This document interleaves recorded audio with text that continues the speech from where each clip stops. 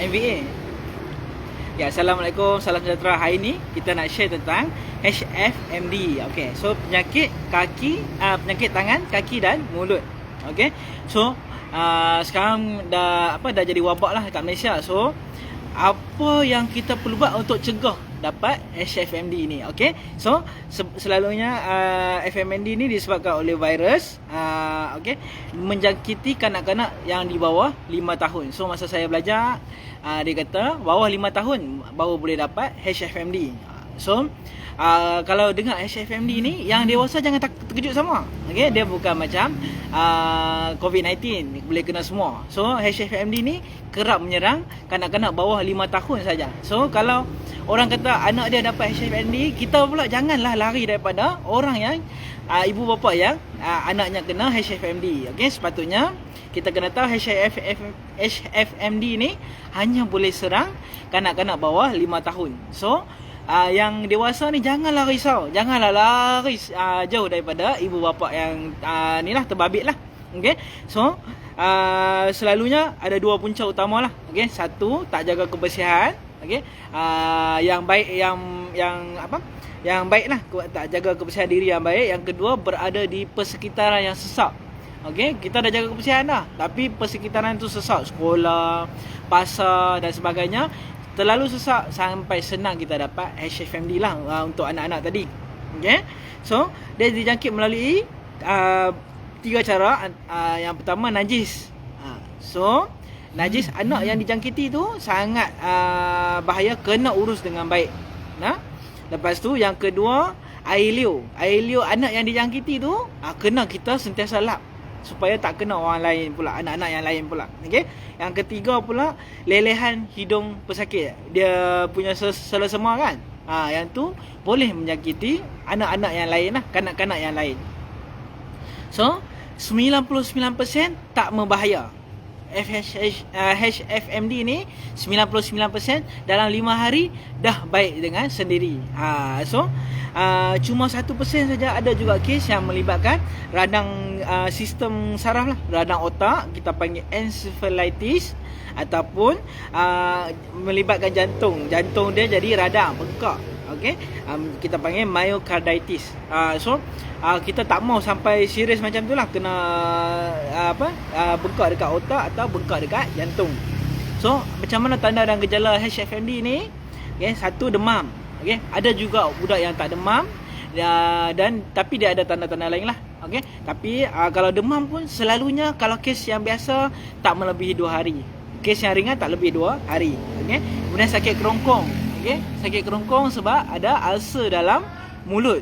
Okay, ulcer dalam mulut dan tekak. So dia rasa sakit, tak selesa, nak telan makanan susah, nak minum pun susah. Okay, kemudian dia hilang selera makan. Dia tak ada selera makan sebab bila nak makan sakit, bila nak makan sakit. So hilang selera makan. Kemudian dia sakit kepala sampai nangis saja anak tu lah. Okay, ada juga anak-anak yang rasa lemah di bahagian otot. Sendi-sendi dia sakit, otot-otot dia sakit. Kemudian dia ruam ataupun lepuh. Dia ada blister dekat tangan, kaki dan kawasan lampin ni. Kulit di kawasan lampin ni. Okey, kaki ni ada juga di bawah celah paha, pelipat lutut ni dan sebagainya lah. Tangan pun boleh sampai ke lengan. Okey. So macam mana kita nak cegah daripada dijangkiti HFMD ni untuk anak-anak bawah 5 tahun ni? First, kena cuci tangan dengan sabun dan air yang bersih. Ada beberapa keadaan yang kena sentiasa cuci tangan, terutamanya sebelum menyediakan makanan. So ibu bapa sebelum menyediakan makanan kena cuci tangan sabun dengan bersih supaya anak-anak tak dapat HFMD. Okey. Kemudian selepas ke tandas, so anak-anak lepas kita dah cuci berak dia dan sebagainya, kena cuci tangan dengan sabun dan air bersih supaya tak jangkit dengan anak-anak yang lain ataupun kanak-kanak yang lain. Lepas tu selepas tukar lampin anak. So anak yang dijangkiti HFMD tadi, lepas tukar lampin dia, kita pun kena cuci tangan dengan sabun dan air yang bersih. Dan selepas cuci najis anak lah, najis anak, tandas dan sebagainya, kena lepas cuci kita pula kena cuci tangan dengan sabun dan air yang bersih. Kemudian untuk cegah HFMD, kita kena sentiasa tutup mulut dan hidung semasa bersin atau batuk. Macam tu.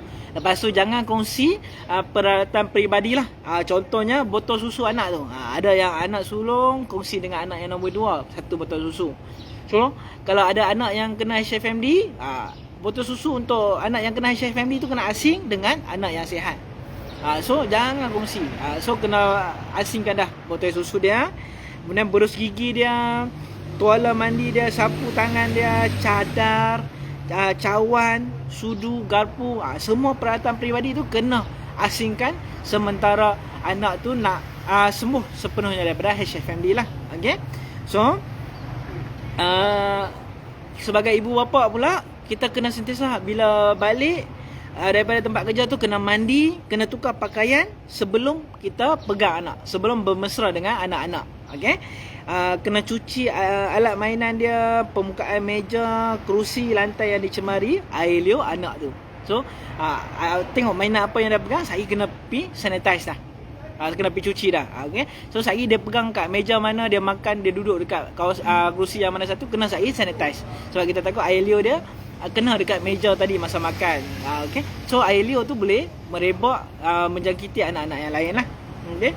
Lepas tu elak bawa anak ke tempat yang sesak seperti pusat beli belah, kolam renang, pasar, tadika, sekolah. Itu kena kuarantinkan anak supaya anak tu tak jangkit dekat orang lain, HFMD dia. 5 hari saja kita kuarantin anak dengan harapan anak tu tak menjangkiti orang lain dan orang lain sihat, tak dijangkiti HFMD. Okay? Jika anak menghadapi HFMD, kalau ada tanda-tanda macam tadi lah, merah-merah, bintik-bintik, kemudian ulcer dan sebagainya, kena segera ke klinik yang berhampiran. Kat klinik tu kita boleh buat pemeriksaan doktor. Kemudian kita boleh dapatkan ubat-ubat yang disediakan, seperti contoh ubat sapu untuk kulit yang gatal, ataupun ubat tahan sakit yang jenis sirap untuk anak-anak, contoh Panadol.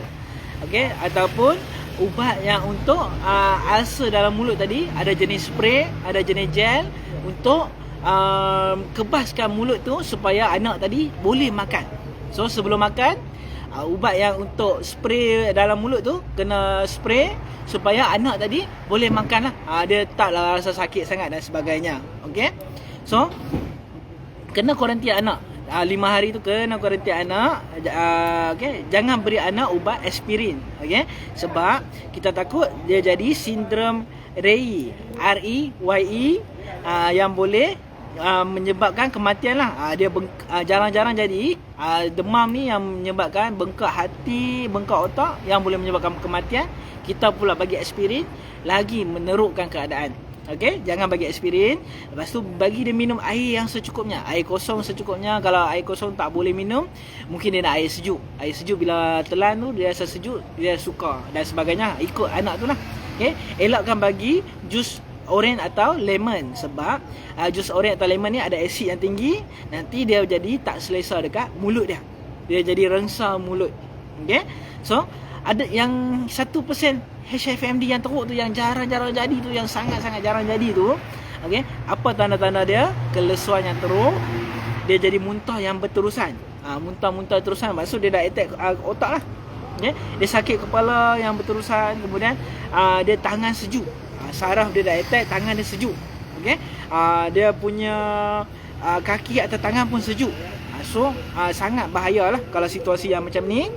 Ataupun dia masa dia tidur dia terkejut-terkejut. Masa terkejut-terkejut tu yang kita risau. Ataupun demam yang berterusan lebih daripada 2 hari, demam tak elok.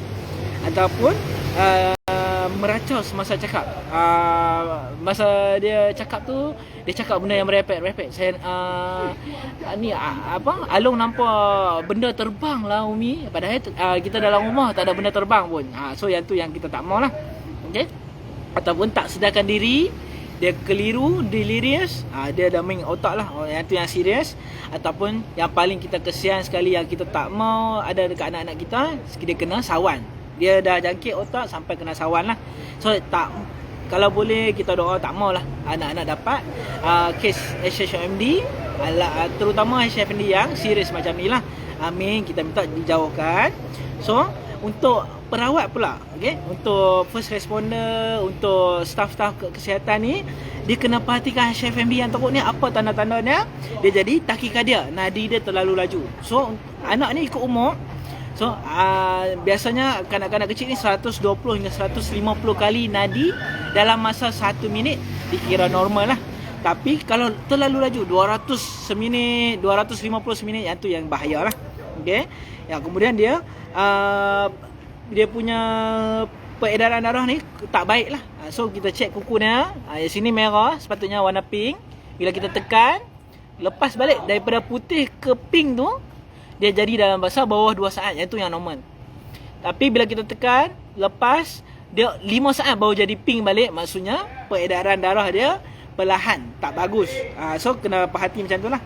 So dia menjadi sejuk anggota kaki dan tangan. Dia ada HFMD, tapi tangan dan kaki dia tak suam, jadi sejuk. Yang tu yang bahaya, yang serius punya HFMD. Dia jadi bila kita dengar jantung dia jadi gallop rhythm. Gallop rhythm tu yang bahaya. Okey.